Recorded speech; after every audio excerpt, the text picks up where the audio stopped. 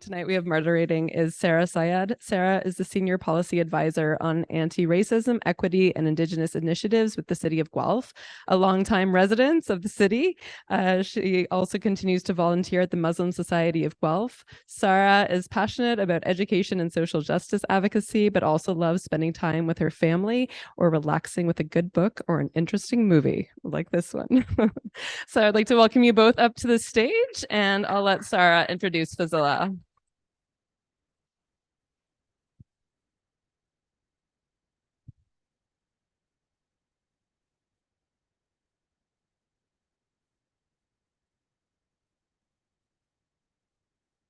Thank you all. Thank you so much for the warm welcome. It's an honor to be here, especially with my first feature film. I love sharing this story with people and getting their feedback on it. It's a wonderful time. Thank you all for being here, and thank you to my fan base that I didn't know I had. So, of course, I mean, we just saw an amazing film. I still have goosebumps. I don't know if it's just cold in here or it's just the whole movie has got me feeling this way.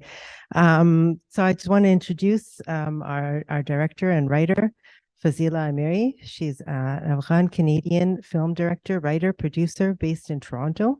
She holds a MFA in film production from York University and a BFA in film studies from Nova Scotia. Which one? NSCAD University. NSCAD, okay. It's got the big long acronym. I was like, NSCAD University. Her work includes both fiction and documentary, exploring social issues, personal histories, women's rights, and presenting nuanced and contemporary view of Afghanistan to international audiences. Her short films, The Red Bicycle 2019, Unknown Artist 2018, have been shown at Canadian Film Fest, Hot Docs International Canadian Documentary Festival, and the Atlantic Film Festival. And I Still Sing is Fazila's first feature documentary film. So thank you. Welcome, and thank you for being here. And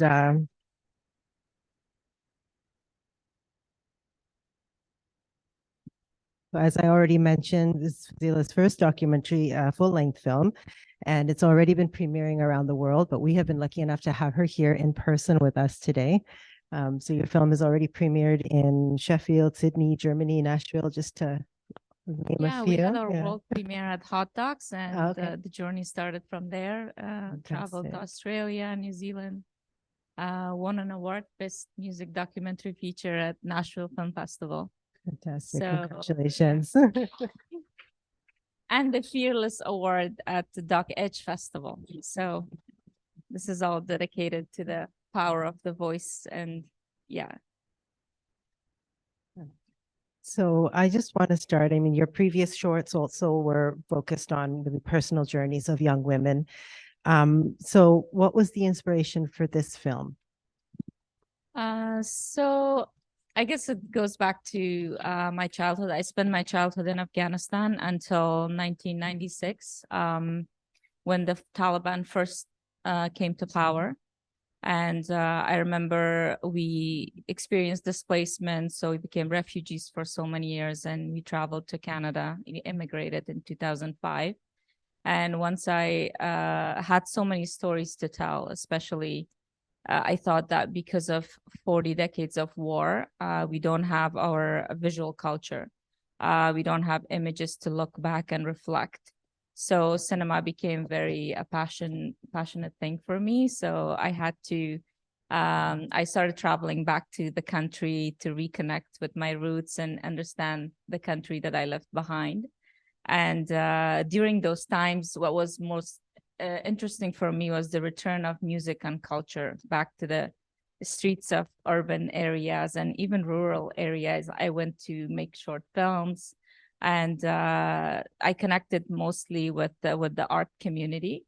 And since it was really great to see visibility of Afghan women back to the culture and politics and journalism and media, so I was inspired to preserve their story at that time. So I decided to make this feature film once I met with our main character, Aryana Sayeed.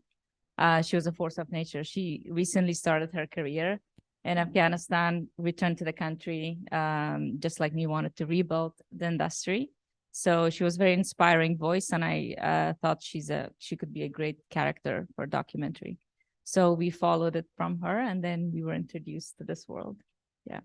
It's fantastic. Yeah, it was amazing just to see her and the way, just her presence on the screen, and every time you spoke to her, it was just very, for me, it was very moving and very, like she's just the presence, as you say, it's huge. It just fills up the screen. I'm sure it fills up the room every time you were with her as well. Walk us through the making of this film, because I have three women on personal journeys.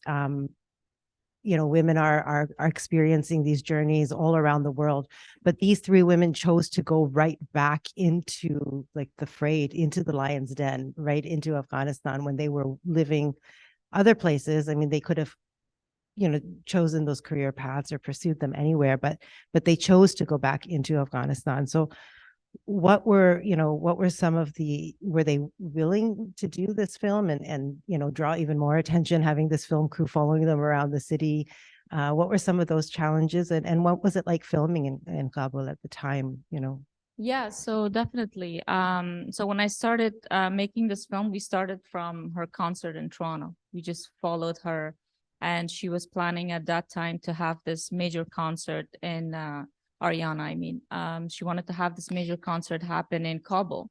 And so once she was attached to the project, we followed her.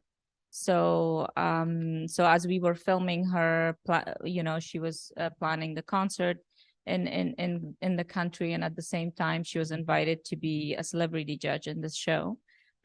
So once we were filming her world, we were introduced to the two contestants, and I thought this is a very organic story, so we should as well keep filming what happens. Like, I was really interested to see the energetic youth coming together in this show and just singing, and very courageous contestants too, who looked up to Aryana as this role model. And it was very inspiring to see their sisterhood and the amount of friendship and trust. So and the TV station I had a lot of access, because during my travels, I guess that's first rule of documentary filmmakers, building connections. Right. So I had a lot of immense amount of access to the world of the story. So I thought to preserve that. And it was very beautiful to see how different each characters were. Of course, it was challenging. Women were facing, patriarchy and misogyny every day as artists, because music is a very taboo career path, especially for women. So they were fighting it not only because of their gender, because of their differences, because of their visibility, and just because they picked up a mic and say that I am an artist, and that itself is a protest in itself, right? Right. So there was major challenges, but we had a great team. We worked with my producers, so Canadians, and we worked with local Afghan filmmakers. We had a great production manager, kept us safe. And the TV station itself welcomed us, and very hospitable people. Afghanistan is known for that. So yeah, challenging, but we made it. We were productive. Fantastic. I'm glad it all came together, and we got to witness this final production. But I guess that leads me into the next kind of question.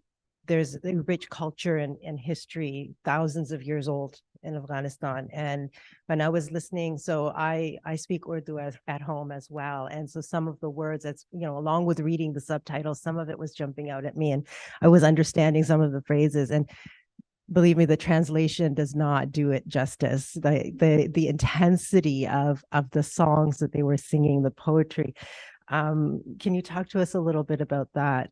Yeah, like you said, Afghan music is very indigenous. It has thousands of years of history, and in the past, Persian language was the common language in Central Asia. It's spoken in Iran, Afghanistan, Tajikistan, and parts of India, Pakistan. That's why we understand Hindi well, because 80% of the words are Persian. Yeah. So I naturally learned Hindi, Urdu, just by watching films. And so, yeah, it was that common literature, very rich poetry. It's the birthplace of Rumi. The region had Persian poets like Hafiz, Sadi, Bedel, and a lot of Afghan artists use those poems to sing. So, and Afghanistan, because it's a very multi-ethnic and a very diverse, linguistically diverse country, the music varies from different forms of music. Every region has their own form, their own style. Like, let's say, Zahra Elham, she used to sing all these very famous 70s pop songs by Afghan women singers. She was praised by singing those classical songs. And Sadiqa Madadgar, she used to sing a lot of folk Hazara region songs that is native of Bamyan and, central Afghanistan. So it was, the music is always our culture. It's been part of our value. It's been part of our culture memory. So, and it's unfortunate to see Taliban, erasing the identity of Afghan culture, which they don't represent, they don't know about, and they think it's sinful to perform. So yeah, that is, you were right. Yeah, it was just very it was very different. In the description it talks a lot about, oh, it's a Afghan Star similar to American Idol. But what struck me was when looking at their song choices and listening to the music, even the aspirations for both the girls, for Zahra, it was performing at the music festival. So I found it very different, that it was not quite, yes, it was a singing competition, but the songs and the choices and all of that was very different than what you would see in America or Britain and those programs. It was the show was like a post-Taliban American supported TV show, which encouraged a lot of young people, showcasing their talents. And just to be sure that Afghanistan, 70% of the population is youth. They're under the age of 25, and they all use social media, they all use media, and they have a great sense of awareness. And while our parents, let's say, who grew up under communism, under Taliban, Mujahideen civil war, they tend to be more protective of us. So that's why they always encourage us to not be so much visible on media, don't talk about your stories, because obviously they're scared of this day, right? The return of another aggressive world imposed on us by world's decision and not Afghans. That's right. And I'm sure everyone is curious to know, where are Sadiqa and Zahra now? So when the fiasco happened, Zahra Elham, the girl who won the show, she immediately crossed the border and went to her family in Pakistan. And after months, we went to see her. We filmed her a bit. We were really worried about their safety. We paused the film. I didn't know what to do about the film when everything happened. I was editing, and we were supposed to go back to Kabul because Aryana was adamant to make this concert happen. So we were preparing for another shoot, and then all of this mess happened. So we couldn't go. We just paused the film, worried about the team's safety. And she went to Pakistan. Sadiqa was inside the country for like 3 months. We kept her hidden in a safe place because she didn't want to go back to her family as well. Her family was threatening her to be married and leave music and don't continue education. So she wanted to get out. So after 3 months, we managed to evacuate her to Abu Dhabi refugee camp, where she was evacuated with a group of journalists and media workers. She stayed there for 9 months in a refugee camp, and she recently resettled in Munich, Germany, 2 months ago. And it was just 2 days ago she watched the film in Germany at a women's film festival. It was amazing. And Aryana, she went to Turkey, and she has like world tour around. She was here a few weeks ago at our theatrical opening at Hot Docs. So she watched the film for the first time too. And yeah, Zahra, after she went to Pakistan, she resettled in Australia. So when I was screening the film at Sydney Film Festival, I invited her, so she watched the film too. I'm really happy that they're all safe and outside the country.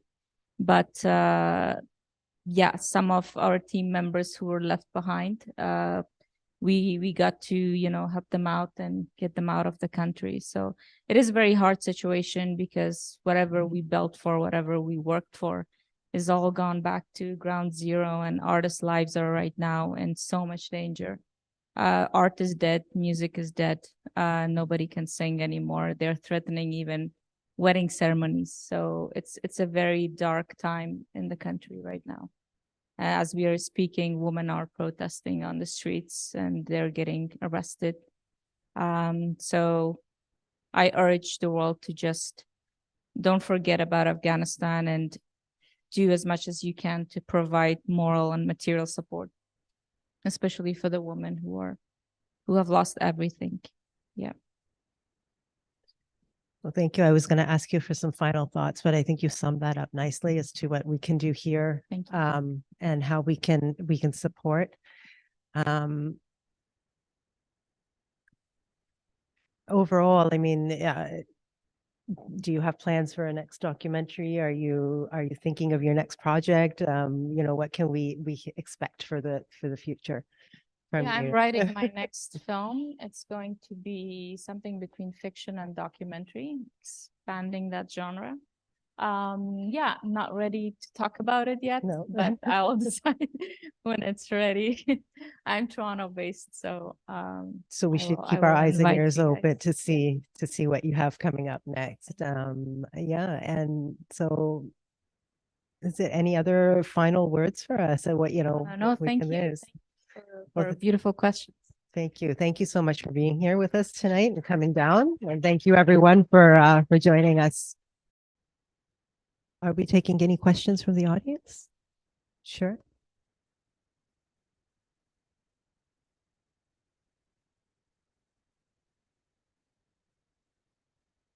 Any questions?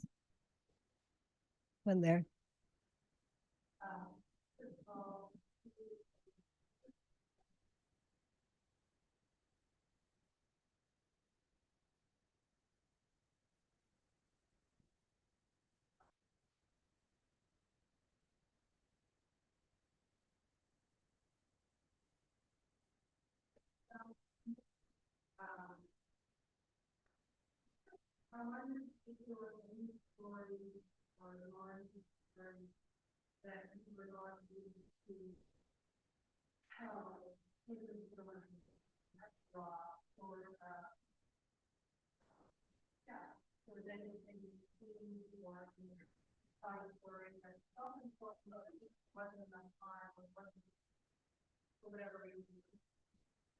Yes, there was many scenes with their families, and we reviewed it. We had a very long version of the film before we decided to include the ending, the withdrawal and the airport chaos.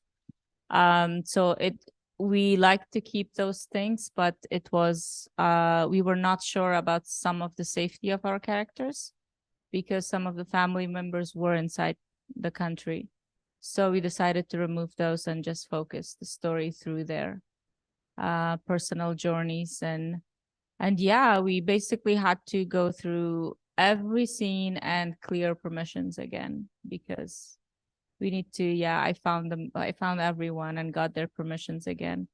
And even though I had most permissions from the military scene that you noticed, I decided to blur the faces in post-production because, yeah, right now Taliban are after ex-army soldiers and government workers. So it didn't feel right. Yeah.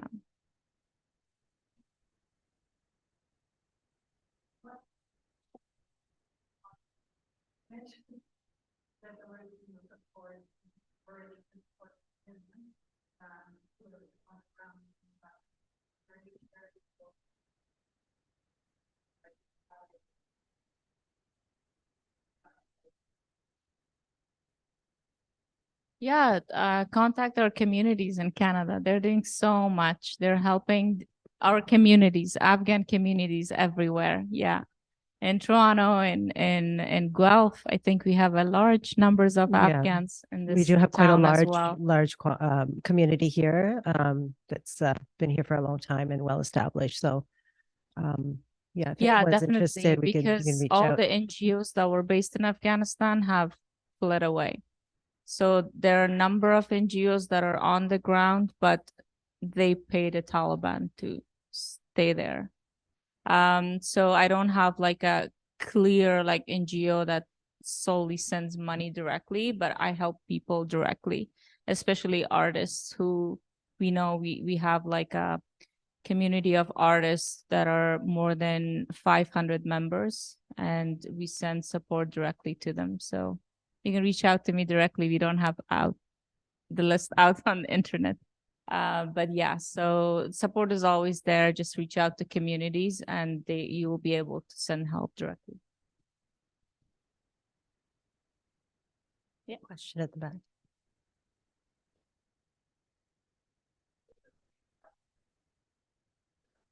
Sure, sure.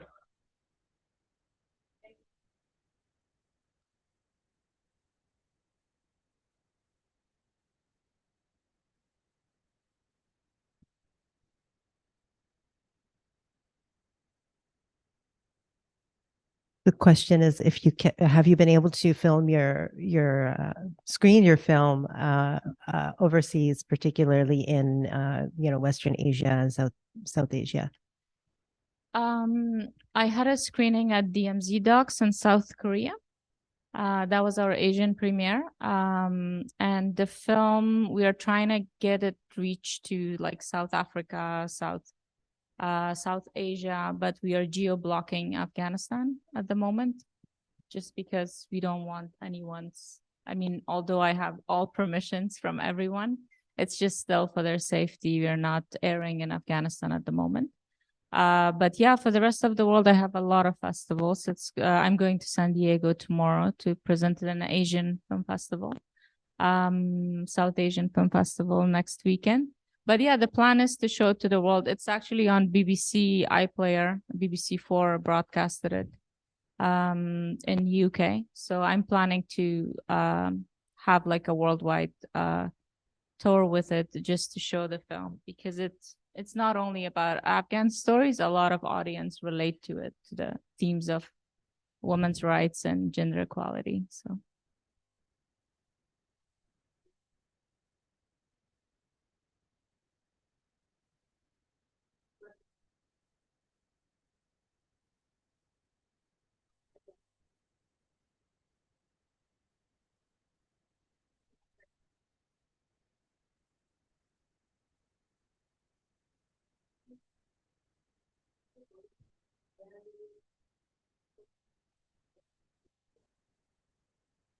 definitely, I hear you. Yeah.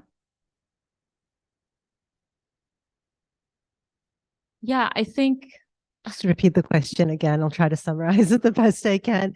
Have you experienced solidarity in, I guess, overseas countries that are neighboring Afghanistan and around the world? And sometimes there's a cultural divide and differences in, I guess, thought that sometimes would not, facilitate that solidarity. But have you had a positive sense with the screening of the movie? Yeah, I think after the withdrawal, unfortunately, the world tends to forget about the country, especially the US.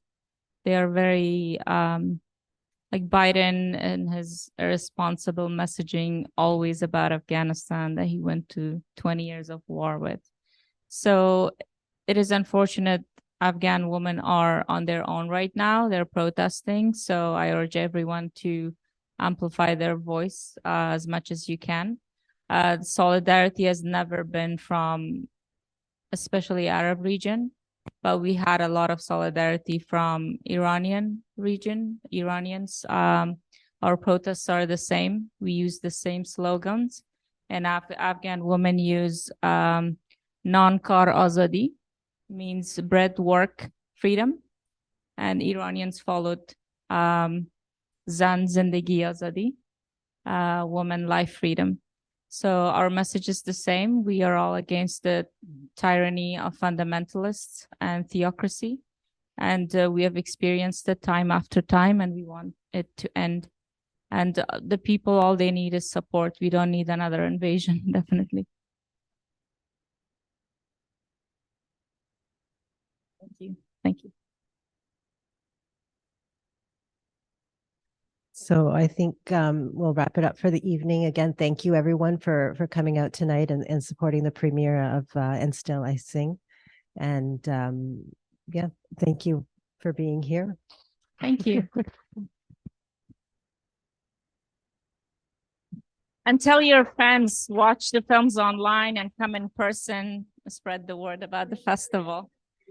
I said, encourage your friends to come to the festival and watch the films. I have seen them, most of them in other festivals, but yeah, I'll try to catch a few online. Thank you. Thank you.